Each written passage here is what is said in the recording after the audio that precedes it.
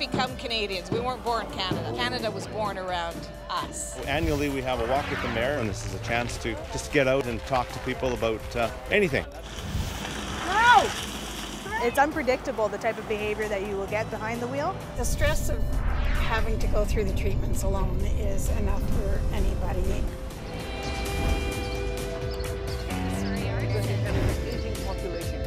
I'm Leah. Fraser Focus, a fresh perspective beyond the bridge.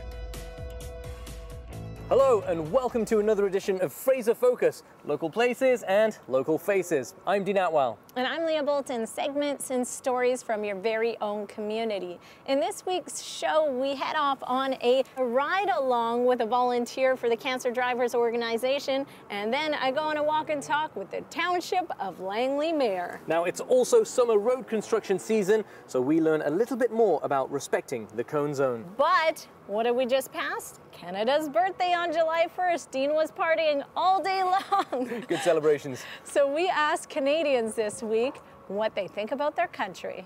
As we celebrate the 150, there's something that we want the world to know. Yes, we love our syrup and skating on ice. And oh my God, we're so polite and nice. So what's your favorite part about being a Canadian? The privilege that it comes with being a Canadian. And the fact that we're still part of the Commonwealth, I like that. Still with the Queen of England. Yeah, of course you would love that part. Everyone keeps saying their favorite part is the freedom. I don't have to think every day I'm in Canada and therefore I have to think a certain way. I just think about my day-to-day life, and that is a privilege. It's a place that we can all call home and be safe, and it's a refuge from everywhere, all the other trouble places in this world. So, not everybody's carrying a gun, and you're able to worship here as you want, able to follow whatever faith you're at without any repercussions, and that I absolutely love. Timmy's double-double will start your day for less than a toonie. That's pretty good, eh? Did you know each year Tim Hortons sells 2 billion cups of coffee to Canadians? Welcome, Tim Hortons. Can I take your order, please? 8 out of every 10 cups of coffee sold to Canadians come from Tim Hortons. All right. Do you know the Rookie of the Year in 2013? Sidney Crosby? No.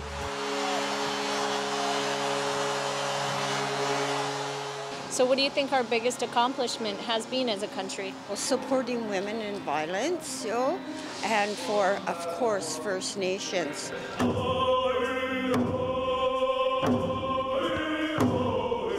The Stalo people have been here for over 10,000 years.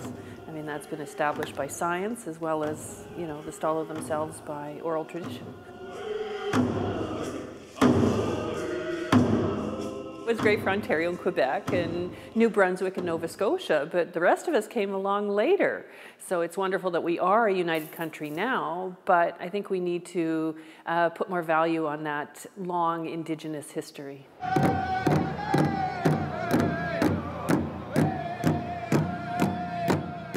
We didn't become Canadians. We weren't born Canada.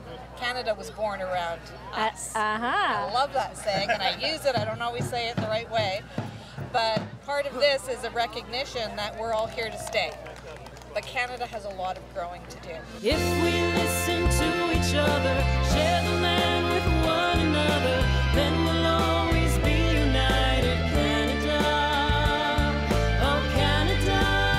Did you also know that stats say that 1 in 5 of us are foreign-born? And today, you go anywhere in the country, you talk to 15 or 20 random Canadians all across the country.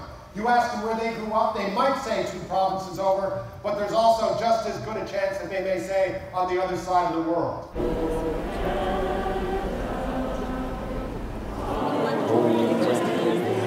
You're from Ukraine? Yep. Ukraine, Russia, Yeah.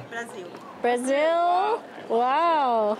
Now, you were all born in 33 different countries, and I asked some of you as you came by where you were born. But now, all of you, where are you from? Canada. Where are you from? Canada. I'm so happy to be a Canadian. I'm proud to be a Canadian because it's a beautiful country. And I love Canada. Nice people. It's the best in the world. Well, I'm the product of 2 immigrant parents, so it's all about diversity and just all the freedoms that come with being Canadian. It's just great. Can't find a better country anywhere. Happy birthday, Bon Fleck.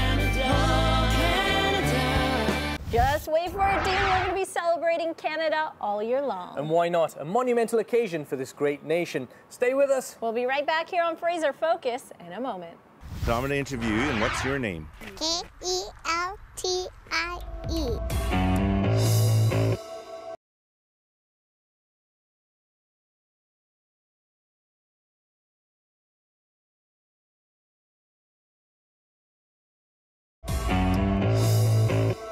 Hey guys, welcome back to Fraser Focus, local faces and places here in the South Fraser and Fraser Valley region. Right now we're here in Langley with Township Mayor Froese. We've launched some new equipment today. It's age-friendly outdoor exercise equipment. It's gonna be fun, right? It's gonna be great.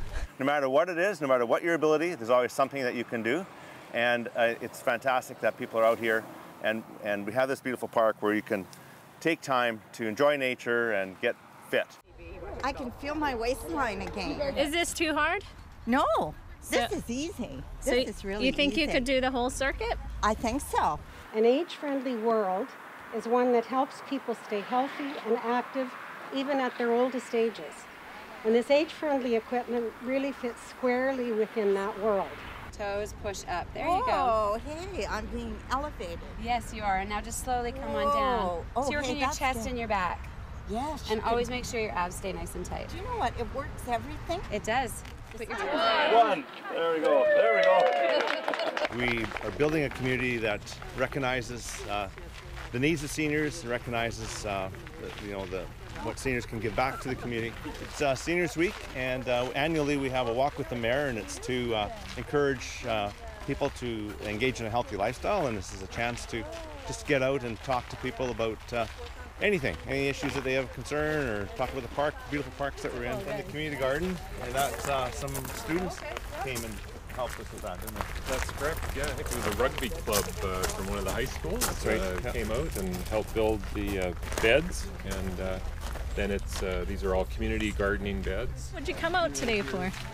Just to enjoy the walk and find out what this park is all about. Oh, so you live around here then? Oh yes, I live on Murray's Crescent, not too far away. So are you going to try out the new age-friendly exercise equipment? Oh, absolutely. Yeah? That would be interesting. Do you think this could be part of your daily routine when it's not raining, of course? Well, not daily, but once in a while anyway. We'll try it out and see where it goes from there. And then back up. Okay, so one, that's good. One more? One more, okay. One more. We can do one more. There we go. Can I ask what makes this particular equipment age-friendly? It's very easy to use. There's traction support on the majority of the equipment. It is resistance-based, so that there's no additional weight. You're using your body weight and your natural body movements to use all the equipment. So what am I doing here? You're gonna stand upright. Okay. And you're just gonna move your legs alternating from your hands. Back Doing and good. forth. Okay, so back and that's it? forth, yeah. Keep your abs nice and tight. She's doing good.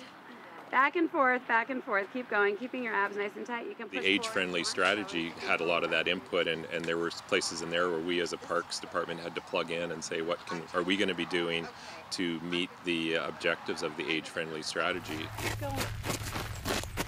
You have to need a fan. There's a little girl back there. Yeah. And she wanted to come to walk with the mayor. Hi, how are you? So I'm going to interview you, and what's your name? What's your name? Keltie. And that spells? Keltie. Keltie. Very nice. What a beautiful And name. do you know who that is? Mayor. Yeah. The mayor. All right. And it's the Nice walk with the work. mayor Keep today. going. You can do it. Do we have more things on the horizons for the future? Absolutely. Right now we are just launched the Let's Dig It Seniors Gardening Club here at Derek's Doubleday every Monday. Right here? Right here. Am I doing good? You're doing good. She does. All right. Yeah. Beautiful. Keeping the abs nice and tight. So if you keep the abs nice and tight, you're going to be working the abdominals. If you loosen the abs just a little bit, it's more of a back stretch. I like it. We'll be right back here on Fraser Focus in a moment. And I think the idea behind all of that is to think that that cone that's out there on the roadway, it's out there for a purpose, and there's a person that's working behind it.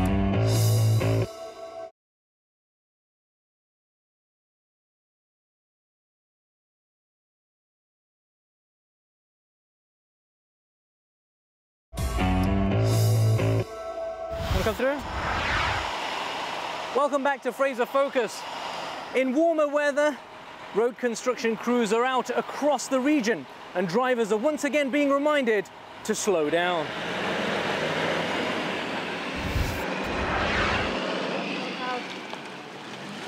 Whoa! Great!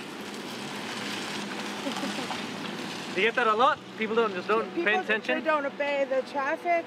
They don't, like the speed traffic zones, they don't obey your direction. They feel that they can slander you, yell at you. What kind of mood do you think people are in as they're being told to stop here for the flaggers? Probably annoyed. I just want to get to where they want to get going. It's unpredictable, the type of behavior that you will get behind the wheel. Unfortunately, guns have been pulled on traffic control personnel on the road saying if they'll stop them again on a second occurrence that they're going to shoot them. A lot of people don't pay attention to our signs. They speed when the pre-warning signs are put out to let you know that we're ahead, that to use caution, or that maybe the roads are going to be changing and people need to slow down. I've been watching over here where they're doing construction and I've seen them put up the slow sign and the stop sign and people just totally ignore it and they just go through. They just definitely don't slow down. Why do you think people don't slow down? They're all into their own lives and in a hurry and not being respectful of people that are on the job site. They should up the fines for people that dare to put, lives in jeopardy like that. Because, like you and me, they're just trying to do the job. Because a lot of times when they do make mistakes, if I can catch them, they tell me that they're confused and not sure which way to go, when clearly when you put out a construction sign, a lane closure sign, and you have arrows, we're there to guide you. But if you slow down, take your time, you can make it through safely. Why do you think people disobey? Why are they so frustrated? Because everybody's in a hurry, they need to leave 10 minutes sooner. I was working on a site on 272nd and a car came out of nowhere once my traffic had come to a complete stop and it clipped me and then it kept going. At that time I just got up off the ground and I continued my job, but just 1 second.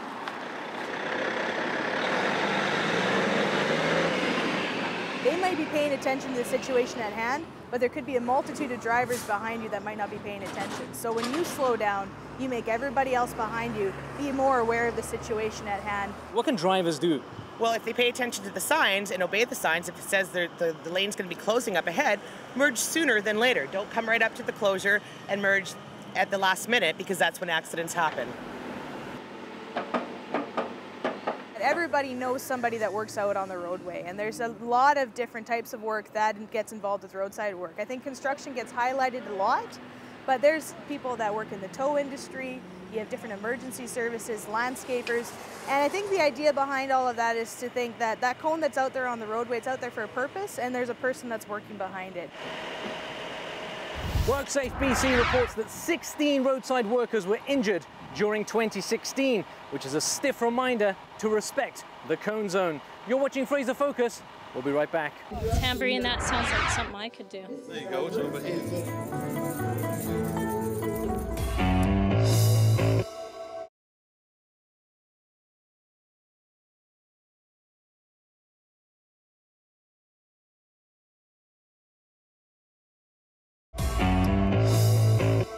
Hey guys, welcome back to Fraser Focus, local faces and local places. In October of 2015, the volunteer driver program in BC offered by the Canadian Cancer Society shut down. A group of people formed an organization to get people together to help out with a solution. Ready to go? Yeah, I am. Okay, jump in. Please drive to highlighted route. The stress of having to go through the treatments alone is enough for anybody, and knowing that someone will be there to pick you up and take you to the treatments, it helps a lot, because many times when you're not feeling well or you're under stress or whatever, it's difficult to drive yourself. So I started with chemo, or I should say I started with surgery and then had chemo treatments, and then now 25 radiation treatments. So it's getting close to the end. Our drivers are totally dedicated. They take the patient from their home to the care facility, and sometimes the treatment will be very, very fast, like radiation, a few minutes. But other treatments take a long, long time. You've had 21 different or similar drivers. They're not always the same person. No, I've only had a couple of drivers more than once, but they're all been different. And they're all very nice people, very understanding. They've all experienced cancer in one way or another, either through themselves or family member or friends. And so they all understand what you're going through, and they're all very kind to talk to you about anything. I saw one of the little pamphlets, and they were saying how they really needed drivers. Otherwise, usually you just meet them at the door. You don't go into their houses, unless they invite you in. Okay. And then when they're in the car, you don't ask them, personal questions or what, unless they want to talk to you. And other than that, you just drive and off you go. And that's my way of giving back and using my car in a good way. And there's a big demand for drivers. Rotary Club donated $2,000. We did prove that there is a need, because as word spread that we were offering this service, we went from 100 patients to well over around 400, I would say. And what's costing us about $15,000 a month. Oh, you don't have shoes on. It's been so helpful to us. Dad was diagnosed and needing treatment in St. Paul's, and having that overwhelming news, and then trying to figure out how we're gonna do this, and he lives so far away, and it's every day. So it's every day for 7 days that he has to come out. So that's 4 hours of traveling for me, because I'd have to come from North Van to White Rock to St. Paul's, back again. Well, this is a good excuse to get out with the sun. We actually didn't know about this service until another patient in the room, he overheard us, and he mentioned that there was this amazing service, and it's been a godsend. There's nothing like it, really. Yeah. You can't take the bus, you can't take a taxi, it's too expensive. So you're basically stuck without that service. It's an absolutely essential service. Cancer patients need it, and the only requirement to use our service is to tell us that you have cancer. Well, thank you very much, Maureen. You're quite welcome. With all the drivers involved, they make approximately 500 trips a month dropping off cancer patients. Stay with us here on Fraser Focus. We're not done yet. We're heading over to the Fleetwood Jammers. This is the Fleetwood Community Center, so we're in the community of Fleetwood. It's a working man I am.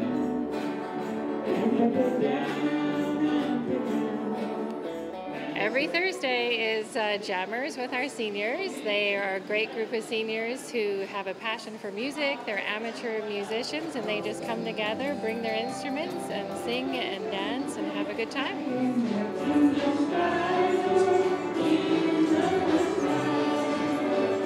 I think that these senior centers are so important, and music always brings out everything and everyone. It gives them a reason to get up in the morning and just come and enjoy the happiness and share the time with each other. What'd you play? I played guitar. I didn't start until about 8 or 9 years ago, so I'm kind of new. Hey, never too late to start, right? I always say that you only go this way once, and this is not a rehearsal, so if you want to try something and learn something, do it.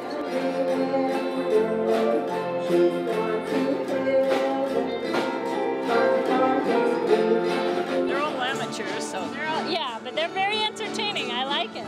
Yes. Yeah. And very nice people. Yeah, and it's good for a Thursday afternoon, right? It is good. They're all good for me. They're all good for me. Have you seen them before? Oh, yeah, we come here every week. Every week? Yeah. And you dress up really nice. I like the idea. Yeah. I've always wanted to drum since I was a child. Well, show me your stuff then. It's fun, isn't it? Yes. It's really fun. I'll give it back to you. I'm terrible, but yeah, this is good. I like it. I'm 82 already too. So when you get up to that age, it's kind of difficult to do certain things. So you need younger people. But then we're into this singer stuff and all this old style music. We're kind of hard for us to get younger people.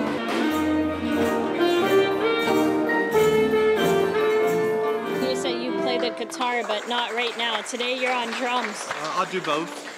Yeah, they have me doing both, and tambourines or whatever's necessary. Tambourine, that sounds like something I could do. There you go, it's over here.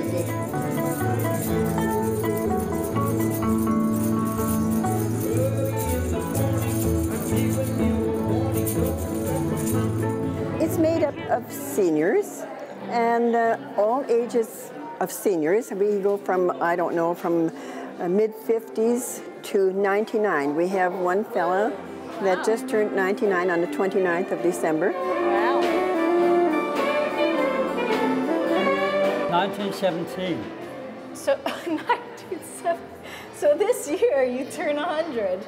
I'll soon be 100, yeah. You don't look 100. This year, in December. How do you stay looking so young? Well, you have to do what you have to do. So tell me the secret, because I want to... I don't smoke, I don't drink. Okay. Yeah. What do you do? Well, I study music and I write music.